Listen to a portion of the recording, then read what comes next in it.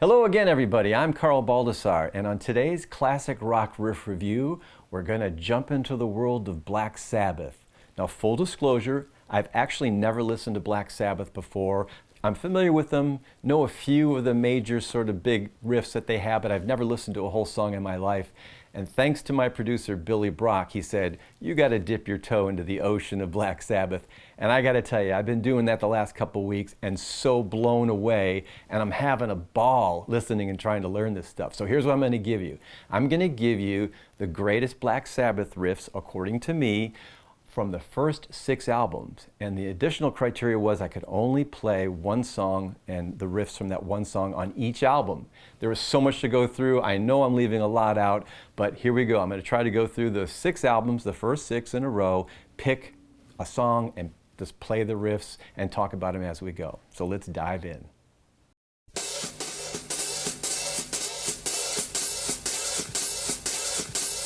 Okay, for the first riff, we're going to the first album. That album was called Black Sabbath. It was released in 1970. It was recorded in 1969, October of 1969, and I point that out because that's a very long time ago and is still very early on in kind of rock history, in terms of heavy guitar rock history.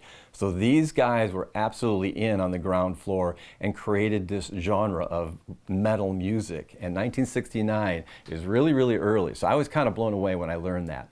And the song I'm going to play is the song Wicked World. And Wicked World wasn't actually on the first album, but it was recorded during those sessions. It was later released when they did a re-release of the album in 1996. So here we go. Let's take a look at Wicked World.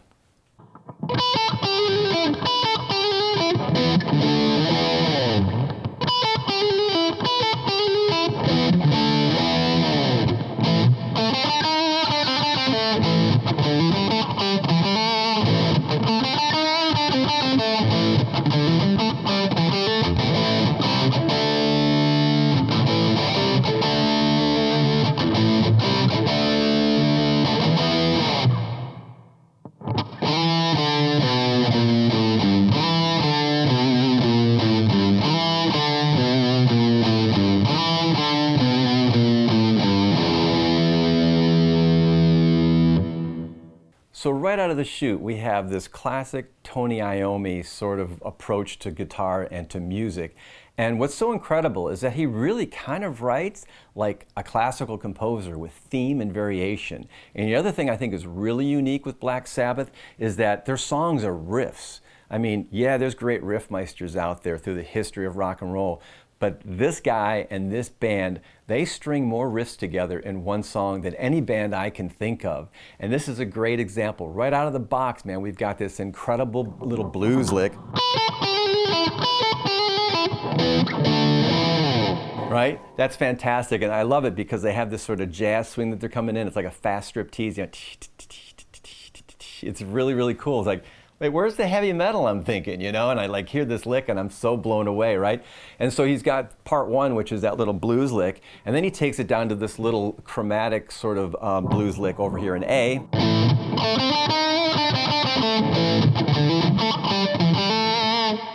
I mean, right there is a song. You see what I'm saying? You could build a whole song around that. But that's just his sort of second variation of what he's saying here.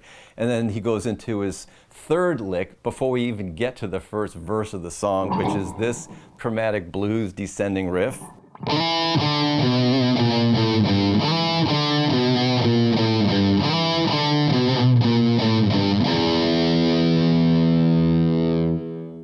And we're just getting started. I'm not going to cover all the riffs and the variations that he's doing in this song, but it's just amazing how he writes and how the band writes with kind of like boxcarring these, kind of Lego blocking these riffs together. It's very Beethoven-like, actually, when you hear it. And then I would be remiss if I didn't give you the 4th riff of that series on the introduction, and it goes like this.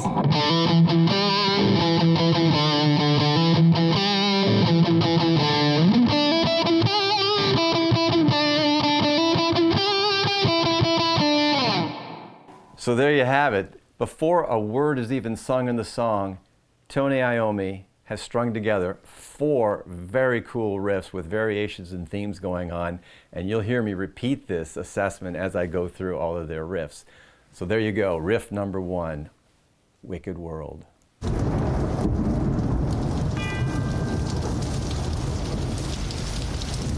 Okay, for riff number 2, we're going to album number 2, and that's on the album Paranoid, which was released in 1970.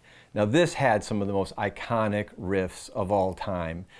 Paranoid, Iron Man, but I decided I'd like to dig into War Pigs. I could only pick one, so I picked War Pigs, and I picked a few of the riffs off of War Pigs. It was so fun to learn.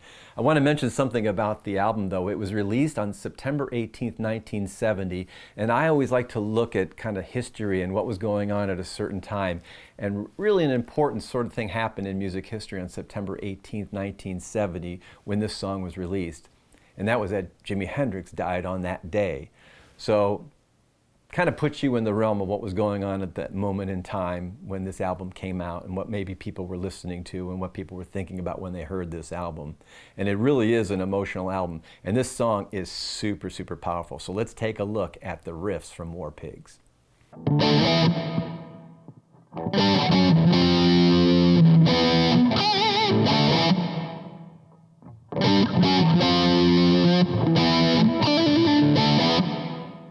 So what's really cool about that riff is that you start getting classic Tony Iommi also in the way he likes to write his progressions. So there's a lot of chromaticism. In this one you have the descending chromatic. And the other thing that he does a lot is that he uses half steps very powerfully. He uses kind of these sort of suspended resolutions by using a half step above a tonic or a half step above a dominant. So here, notice what he's doing. He's striking this chromatic power chord down, da, da, da, and then just before the resolution, the half step above, he's lingering for 2 beats on that, and it makes that last, the E chord, the tonic chord, more powerful. He does it all the time, so check this out. You see how powerful the E chord is just because he's suspending the resolution a half a step above? Right? And then of course then he gives you these shivers and quivers. You know, he does that so great, and then he does these trills. And so it's perfectly balanced. So on the first descending one, he gives you kind of the quiver of the G, and the second one, he answers it with a trill, kind of the D to E trill. So just love the phrasing of that intro riff. Let's take a look now at kind of variation number 2 in War Pigs.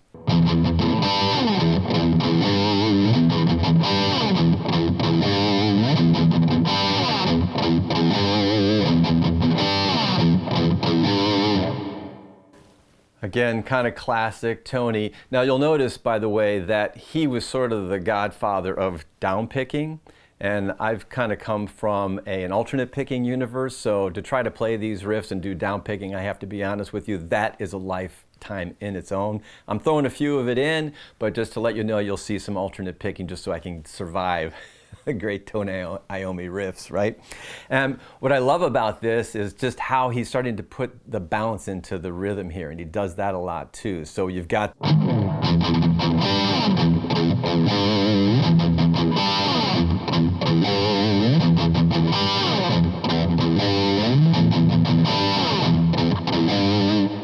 So here's the variation from the riff number 2. He turns it into a variation on a theme, riff number 3. Here it goes.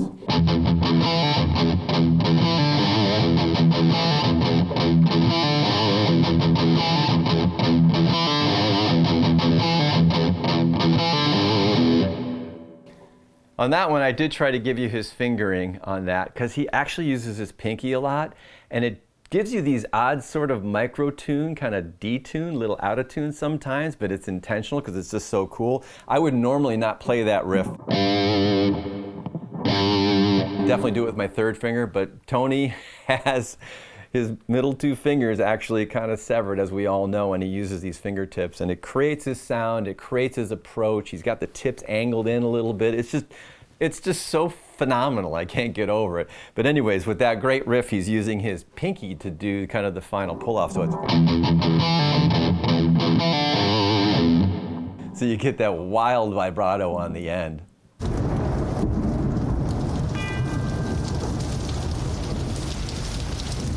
All right, for riff number 3, we're going to album number 3, which is Master of Reality, released in 1971. And on this album, you have Tony Iommi detuning down to C sharp. And the guitar is tuned C sharp, F sharp, B, E, G sharp, C sharp. And when the guitar is detuned, this is the first time I've ever detuned my guitar like that, and it's very addicting. You would have had this video a week earlier if I just didn't get lost going down detuned guitar playing, and I came up with a bunch of my own riffs. It's just so fun to play. It's so powerful.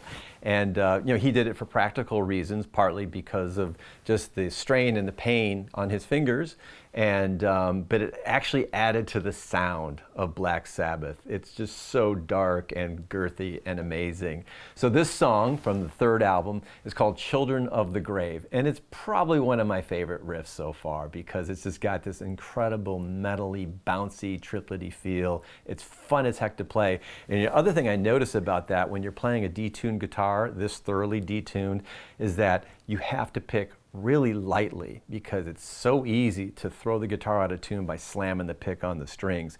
And when you look at Tony Iommi, what's so beautiful about his playing is that if you look at his right hand, he's got immaculately clean, beautiful, sensual picking. There is very, very low energy coming out of his right hand, and so it's really hard to duplicate what he's doing, but it is gorgeous to watch, and I love doing it, okay? So let's take a look at album number 3, which is Master of Reality, and let's dig into Children of the Grave.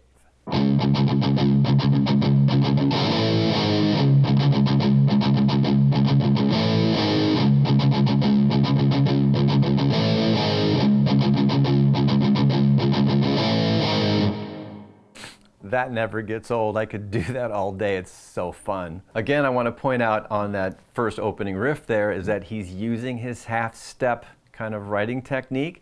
So here you have the opening E part with the gallop. Oh, by the way, and when I'm talking about open E, we're really talking about open C sharp. But just to keep things oriented for everybody, I'm going to name the chords based on standard tuning positions on the neck, just so we're clear on that. So when you take a look at the opening gallop here, and you've got the E riff, and then he stabs in with the, notice the half step move, so he's going kind of from a 6 to a 5 down. And again, the power of a half step, either descending or approaching from below, is really powerful, and it's quite a signature of Tony's. So it's a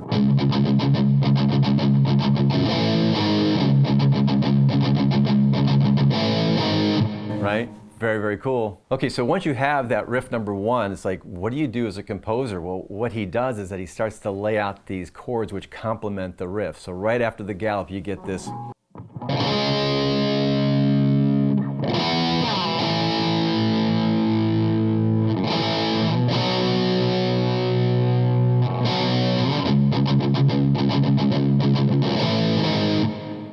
And what I love about this progression, this answer to riff number 1 with riff number 2, is that another tendency of Tony is he loves the borrowed 6, lowered 7, 1 progression. So we have this starting off the.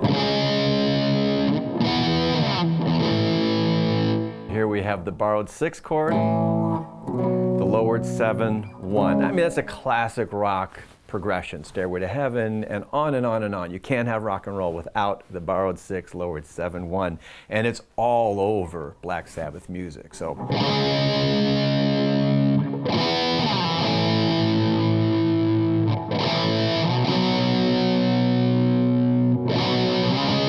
And the other thing I'll point out is that having that legato progression, then stepping back to the gallopy rhythm, the fantastic writing to do that. So we go from legato to kind of the riffing part and back and forth, and there's such contrast, and it relieves each side of it. So I really love that.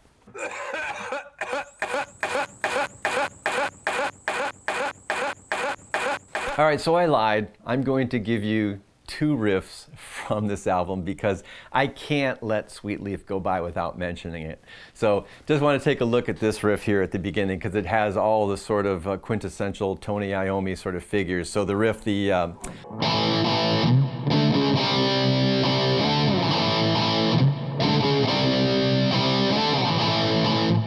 see, again, we have the chromatic descent that he loves.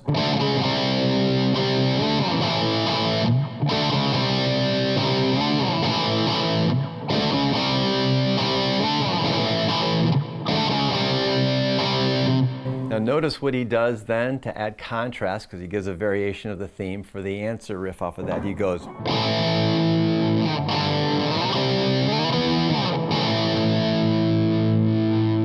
And so really what makes that work is that if you compare the two riffs and how we contrast it, the first one takes you up to the fourth, right? So you got the F, takes you back to the F, so he takes you to the fourth. That's as high as he gets on riff number 1. But then on riff number 2, the variation, he takes us home because he takes us to the 5 chord. He goes. First we're going in the opposite direction, which really makes the width of the range of the chords really powerful. So watch.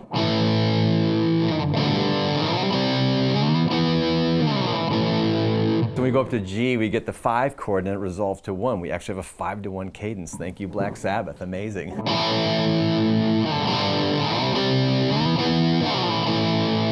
And isn't that a nice contrast when you look at the first riff? And then you got.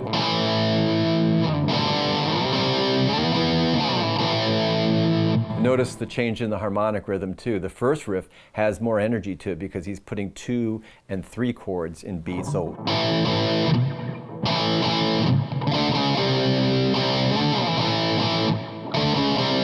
and then the second riff is really legato, so the harmonic rhythm is less dense. So it's.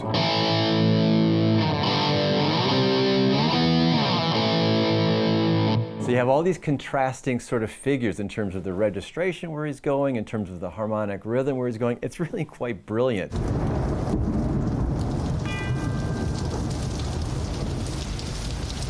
On to riff number 4, and this album's called Volume 4. Volume 4 was released on September 25th, 1972, and the riff in the song that I chose is called Supernaut. Now it is really unique from a Black Sabbath riff perspective, and there's a lot of just one finger playing, and it's really hard to kind of get just the kind of the sound and the kind of the balance that Tony was able to achieve here. And I happen to like the riff, and I'm not the only one. Actually, this was Frank Zappa's favorite Black Sabbath riff. He thought it was fantastic, and it was also John Bonham from Led Zeppelin, his favorite riff. So let's take a look at Supernaut.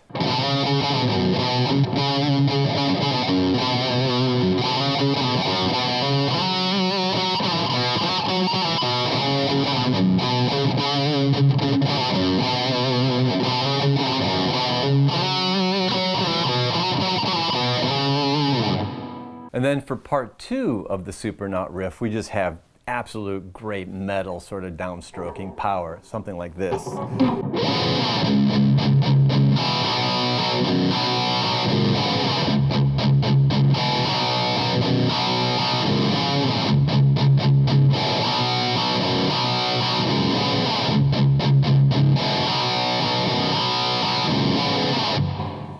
That's another one that never gets old, man. That is so fun to play. It's so heavy. Love it. Supernaut.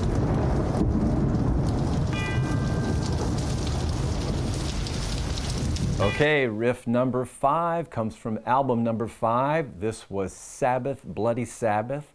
It was released December 1st, 1973.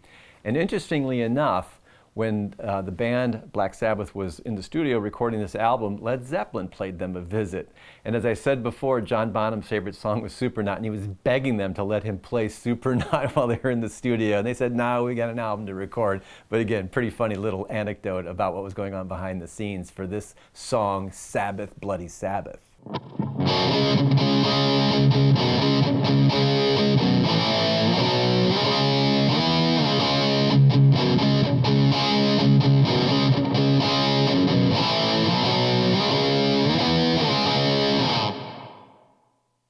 That is such a great riff, and again, I'm going to show you sort of the recurring themes from Tony here. We have yet again another borrowed 6, lowered 7 to 1 progression. So watch here. So we got.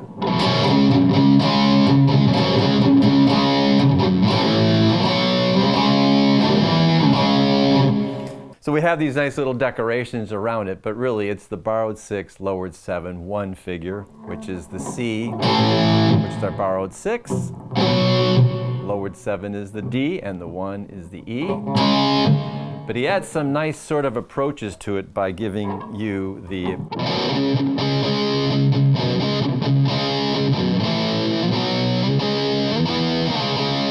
And I like how he goes to one, but he actually does it by way of hitting the third, the minor third power chord,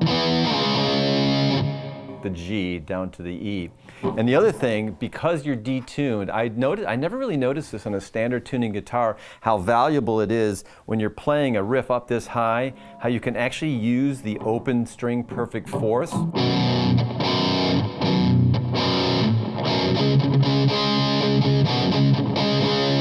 That's so gutty, you know? I was sort of thinking it was this.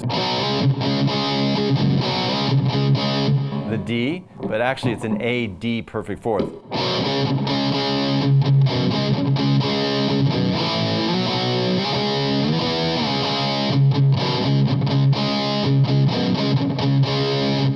Those are the little Tony things that are just so cool, and I'm just really thankful I had a chance to dig into this music to kind of learn these little things. So here we are in this major metal territory with this fantastic riff, classic Iommi sort of phrasing and chord structures.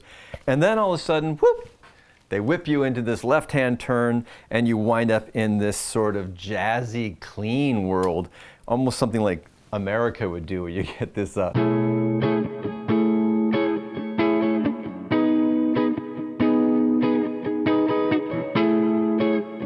and he's noodling on top of these clean chords. It's really crazy, but it actually works as he turns it around and takes us right back into the...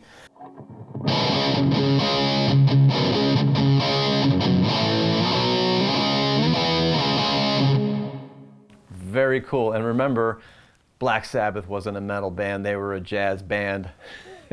I had a producer tell me that. Many a truth is said in jest, but this band can't be categorized as sort of a one-trick pony. They were really, really diverse.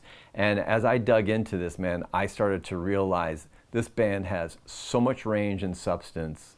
It's been very cool.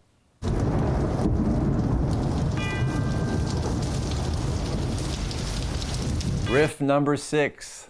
The last album that I'm going to review is Sabotage. It was released in 1975 and the song is Symptom of the Universe. So what a year it was in rock music, okay? I was 16 years old, I was in 10th grade, and this is the slate of albums that came out. We had Physical Graffiti by Led Zeppelin. We had A Night at the Opera and the Great Bohemian Rhapsody by Queen. We had Ted Nugent with the Stranglehold song, amazing. We had Ritchie Blackmore's first debut album with Rainbow. We had Jeff Beck, Blow by Blow, Aerosmith, Toys in the Attic, Pink Floyd, Wish You Were Here. I mean, the list goes on and on. In fact, I think I'm going to do an episode, and I might do a series of episodes about 1975 and all the classic rock riffs. And actually, you could help me. Please give me some comments of some of the songs you remember from 1975, and I'd love to cover them because I think there's a ton of them. It's such a great year for rock and roll. And Sabotage by Black Sabbath, which was their 6th album, was released, and this song, Symptom of the Universe, may be one of my favorite riffs, and it is everything you ever need to know about Black Sabbath. Let's take a look at it.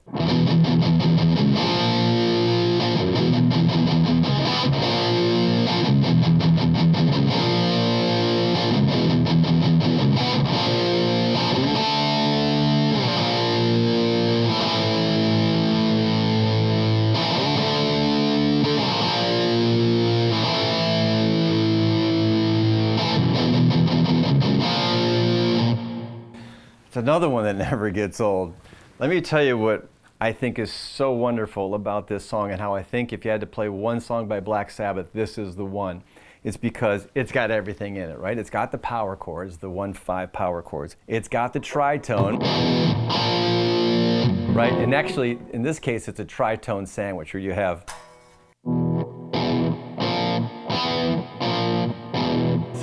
So you've got the G power chord, you have it up an octave, and then you got the tritone in the middle. You've got the metal downstroke.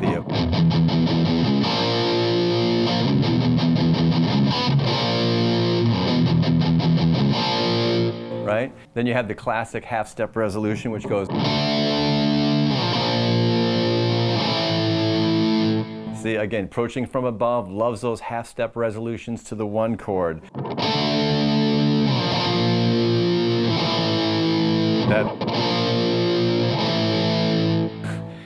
You know, that kind of suspended resolution, approaching it from above and dropping it down, it's really heavy. It's kind of Phrygian, modally kind of sounding. It is definitely kind of lowering the casket in the grave sort of cadence. It's very, very powerful, very dark, and it's just quintessential Black Sabbath.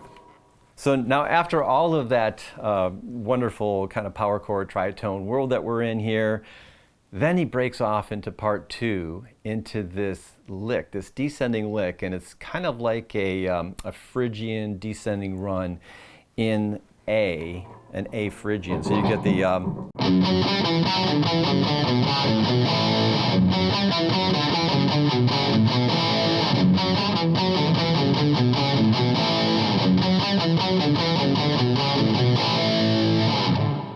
so he gives you this sort of descending lick, which is in A Phrygian, because you get this kind of pitch collection.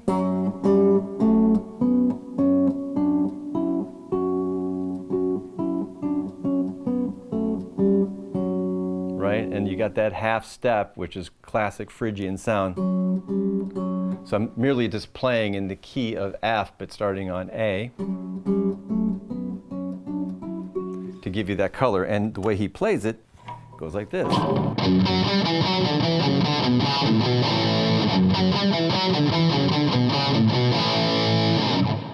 So you get this great descending A Phrygian lick to kind of put that whole song together, and it's just so cool. So there you have it, my riff number 6 from album number 6, Symptom of the Universe.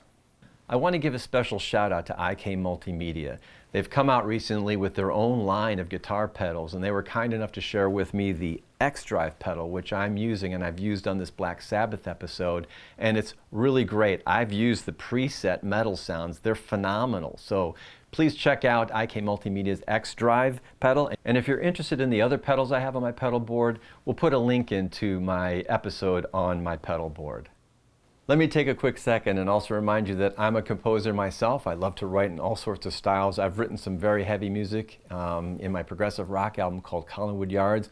One track in particular really kind of reminds me of a Sabbath vibe. It's called Catharsis. Check it out. It's on my album Collinwood Yards, and you'll find it at carlbaldassarmusic.com. So there you have it, my 6 songs, 6 great riffs by Black Sabbath with one bonus one thrown in. Want to give a special thanks and shout out to my producer Billy Brock, who introduced me to Black Sabbath. I'm telling you, it's one of the greatest things I've been exposed to. Fantastic. Thank you, Billy. And thanks to my YouTube family. I really appreciate all the likes and the comments, and the subscriptions mean a lot. That's how we're going to keep this channel going. So please share this channel with other people and dig into my playlist. It's getting a little more dense now. There's more material. We're stretching out here. And again, thank you all very much. I'm Carl Baldassarre.